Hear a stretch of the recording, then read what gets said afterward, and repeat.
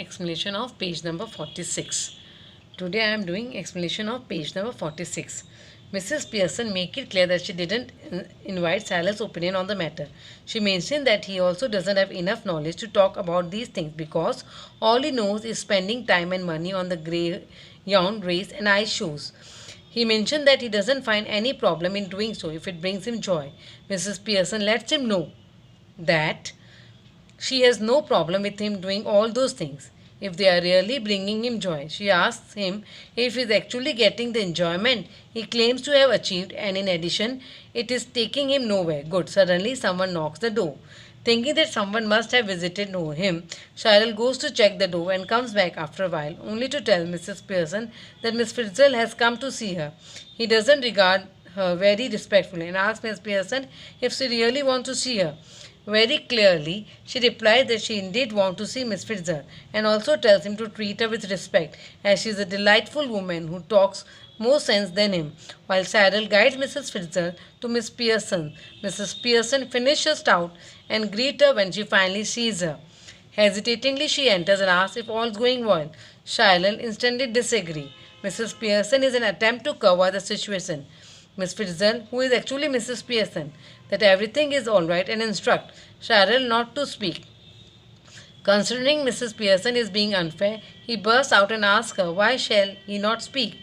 Mrs. Pearson shouts at Cheryl and tells him to obey and when what she asks him to. She tries to mean Cheryl and is again interrupted by this time of Cheryl.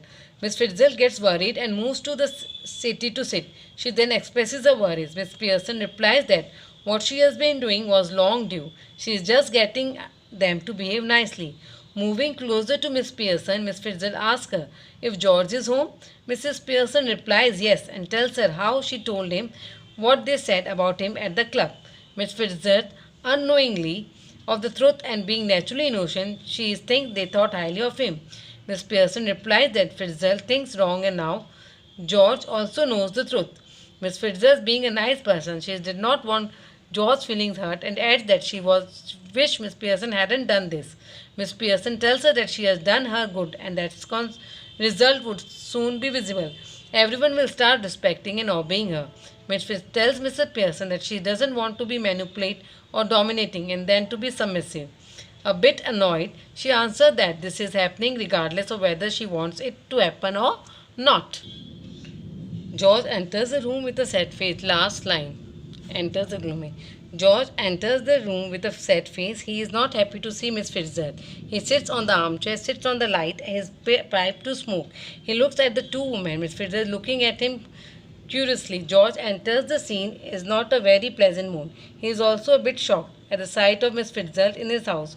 While lighting his pipe, he noticed Miss Fritzl, who is awkwardly regarding him, a bit confused. He asks if she is Mrs. Fritzl. Miss Fritzl is not very sure of what she should say. Replies awkward while getting by his name. She gets nervous and apologizes for addressing him by his name. Miss Pearson instantly interferes and tells George it's not a big deal, even she called him by his name. He is not some Duke for Edinburgh, who is not supposed to be called by his name, and someone who deserves that honor. Student, page number 48. George loses it up and points out being the Duke of Edinburgh in the between the conversation makes no sense. He further adds that Miss Fritzl is calling him by his name doesn't matter because they already prevailed situation to be much worse. There is no tea ready and he is being called name at the club. Not to forget poor Doris, who is crying endlessly. Miss Fitzgerald immediately interrupts and shows concern for Mrs. Pearson's family. On seeing her family at her knees, and real Mrs. Pearson forgets that she is in the body of Miss Fitzgerald. Hence she speaks up. George is now annoyed at Miss Fitzgerald for being so concerned and acting as if it is her own family matter. He feels she is interfering in a family matter. He tells her to let them solve the issue on their own. Miss Pearson immediately interferes and scolds George for being so rude and disrespectful. She tells him to be a bit polite next time to an acquaintance of her visit, instead of just bargaining in the room and sitting without her greeting them. Miss Fitzgerald is also awkward in this situation and tells Miss Pearson that she has no problem with George's behavior. Miss Pearson declared that this is not how things are going to work in her house and a family which have to act disciplined and respectful. George is scared and acts as if he did not understand. He asks her to repeat what she said. Miss Pearson replies in a taunting way and asks George to go to the club for that special night. She tells him that he should hurry for his friends and would be waiting for him. He must not be disappointed. George tells Miss Pearson that there is a right. He asks her to proceed and not mind his presence. While laughing at him in front of the neighbors, in the process, he loses his cool and starts shouting about Doris crying. Then he asks her what was wrong with her, if she has gone crazy. Last paragraph. Miss Fitzgerald tries to calm down Miss Pearson. In the process, she accidentally calls him Miss Fitzgerald. Miss Persona finally sits. George is startled by this and says that it is him. The last one. George is startled by this and says that it is him who is not in his sense, Mrs. Fitzgerald and Miss Pearson, because these two have been acting very weirdly. He doesn't understand why she called Miss Fitzgerald by her own name. Mistakes like this aren't very usual. He finds it out that is telling herself to stop doing something she is not doing at all. She is not doing in the first place. He is of the opinion that it would make some sense if she stopped Mrs. Pearson. Mrs. Pearson's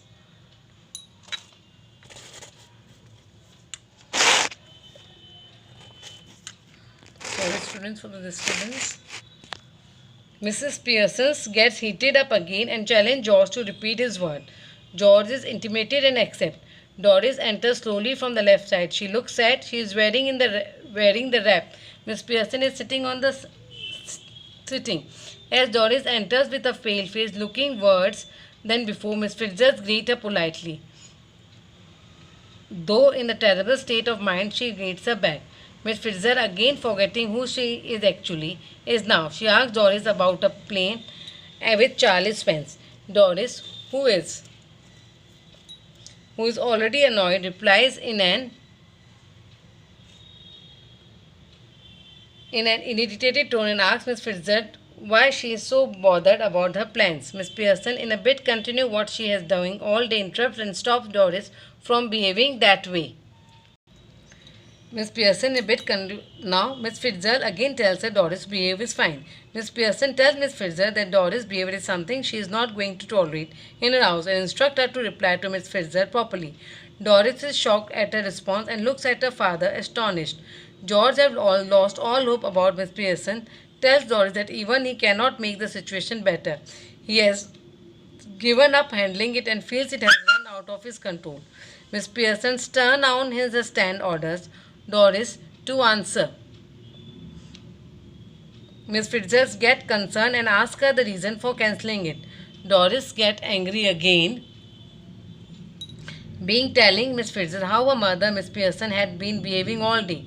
She says that Miss Pearson had been finding ways to make her feel bad about Charlie, commenting on his appearance and intelligence. Miss Fitzgerald now turned a bit bold when she decided to take a stand against Miss Pearson. Miss Pearson bluntly tells Miss Fitzgerald to stay out of his family matters and manage her own. George barks in and asks Miss Pearson if she is going to behave the way and Miss Fitzgerald as well. Miss Pearson immediately replies to George and tells him that his friends must be waiting for him at the club. She warned Doris not to cry again. Miss Fitzgerald finally decided to take a stand and tell George and Doris to leave both of them alone so that they can talk in a private, and in the process she was again about to call her wrongly, but somehow handle the situation. She gives them assurance that she is the only one who can handle the situation, so it would be of their benefit if they give both some time.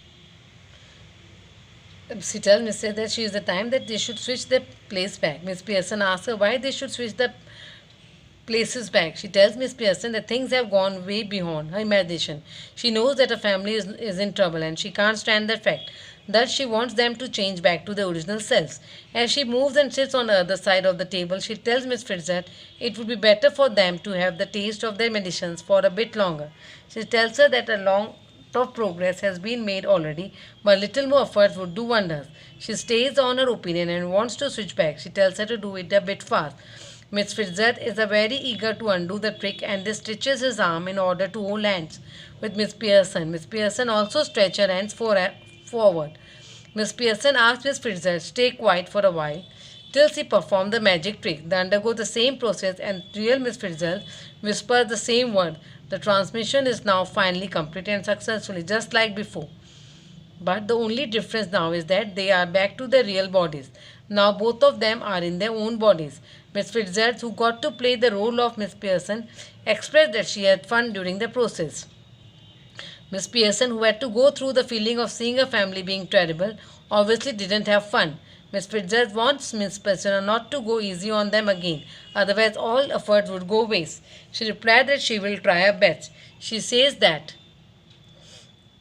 the time available to her was not satisfactory as an hour. They might have treatment certain. She says that the time able to was not satisfactory an hour now.